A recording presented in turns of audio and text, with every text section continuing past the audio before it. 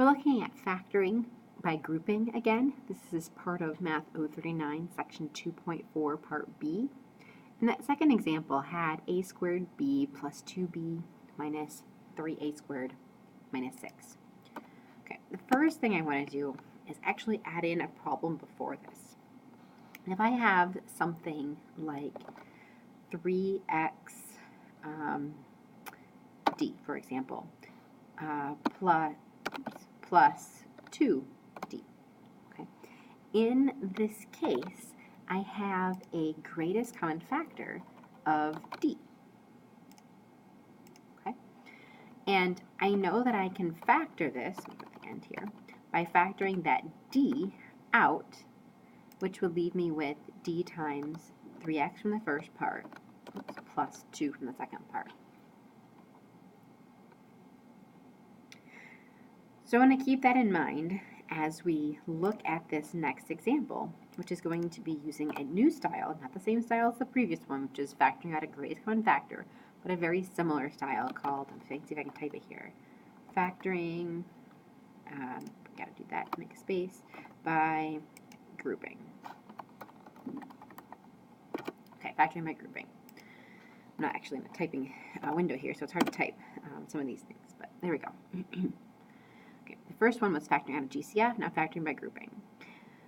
So the first thing I do in factoring by grouping is I group two parts of the equation. So I'm going to be looking at the first two terms and the last two terms.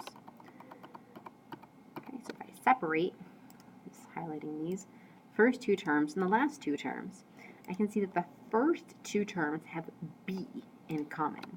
So we're going to factor that b out of both of them. So b comes out and leaves us with the a squared plus 2. Oops. Then the second two terms, you always start with the leading term. It's a negative. So you can take out a negative, and then 3 and 6 can both be divided by 3. Okay. So I'll have a negative 3 times a squared. And then if I divide a negative 6 by a negative 3, it gives me a positive 2. Okay. So we have done the first part of our factoring by grouping. Group the problem into two groups, first two terms, second two terms, two groups of 2. And then I've factored a GCF out of both of those. Now, the thing in common between these two groups is that binomial. So just like up here when I had a monomial GCF, I could pull that monomial to the front, and then I could have a binomial formed by the coefficients. I can do the same thing.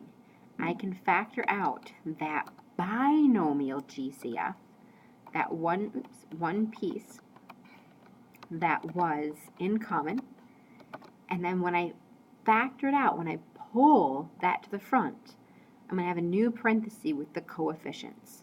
So the coefficients are going to be b and minus 3.